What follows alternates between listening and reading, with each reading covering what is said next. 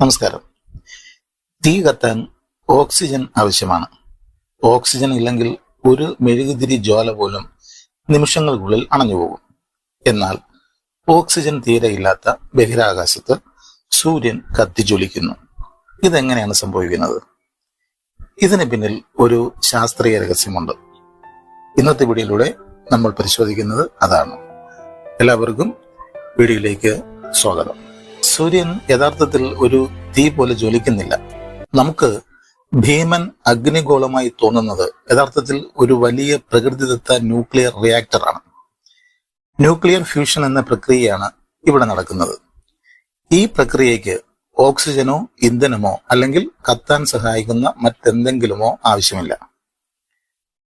ഭൂമിയിൽ തീ ഉണ്ടാകുന്നത് ജ്വലനം എന്ന രാസപ്രവർത്തനത്തിലൂടെയാണ്. ഉദാഹരണത്തിന്, വിറകും ഗ്യാസും കത്തുമ്പോൾ ഓക്സിജൻ ഇന്ധനവുമായി പ്രതിപ്രവർത്തിച്ച് ചൂടും വെളിച്ചവും ഉൽപ്പാദിപ്പിക്കുന്നു. ഓക്സിജൻ ഇല്ലാതെ ഇത്തരത്തിൽ തീ കത്തുന്നത് തുടരാൻ ഒരിക്കലും കഴിയില്ല.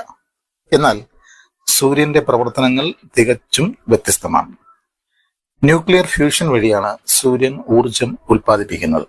എന്താണ് ന്യൂക്ലിയർ ഫ്യൂഷൻ? സൂര്യൻ യഥാർത്ഥത്തിൽ ഹൈഡ്രജൻ, ഹീലിയം വാതകങ്ങൾ കൊണ്ടാണ് നിർമ്മിക്കപ്പെട്ടിരിക്കുന്നത്. സൂര്യന്റെ കാമ്പിലെ ഗുരുത്വാകർഷണ ബലം സങ്കല്പിക്കാൻ പോലും കഴിയാത്തത്ര വലുതാണ്. ഈ ഭീമാകാരമായ ഗുരുത്വാകർഷണ ബലം ഹൈഡ്രജൻ ആറ്റങ്ങളെ അങ്ങേയറ്റത്തെ മർദ്ദത്തിലും താപനിലയിലും പരസ്പരം അടുത്ത് ചുരുക്കുന്നു. സൂര്യന്റെ ഉള്ളിലെ താപനില ഏകദേശം 15 ദശലക്ഷം ഡിഗ്രി സെൽഷ്യസിൽ എത്തുന്നു. ഈ സാഹചര്യങ്ങളിൽ ഹൈഡ്രജൻ ആറ്റങ്ങൾ കൂട്ടിയിടിച്ച് സംയോജിച്ച് ഹീലിയം ആറ്റങ്ങളായി മാറുന്നു.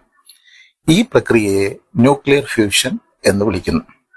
ഹൈഡ്രജൻ ന്യൂക്ലിയറുകൾ സംയോജിച്ച് ഹീലിയം രൂപപ്പെടുമ്പോൾ ദ്രവ്യത്തിന്റെ വളരെ ചെറിയൊരു ഭാഗം നേരിട്ട് ഒരു വലിയ അളവിലുള്ള ഊർജമായി പരിവർത്തനം ചെയ്യപ്പെടുന്നു. ഇവിടെയും ഈ സംയോജനത്തിന് ഓക്സിജൻ ആവശ്യമില്ലാത്തത് എന്തുകൊണ്ടാണ്? സാധാരണ തീയിൽ നിന്ന് വ്യത്യസ്തമായി ന്യൂക്ലിയർ ഫ്യൂഷൻ ഒരു രാസപ്രവർത്തനമല്ലാത്തതുകൊണ്ടാണ്. ആറ്റങ്ങളുടെ ന്യൂക്ലിയസുകൾക്കുള്ളിൽ സംഭവിക്കുന്ന ഒരു ന്യൂക്ലിയർ പ്രതിപ്രവർത്തനമാണിത്. അതിനാൽ ഈ പ്രക്രിയ നിലനിർത്താൻ ഓക്സിജൻ ആവശ്യമില്ല.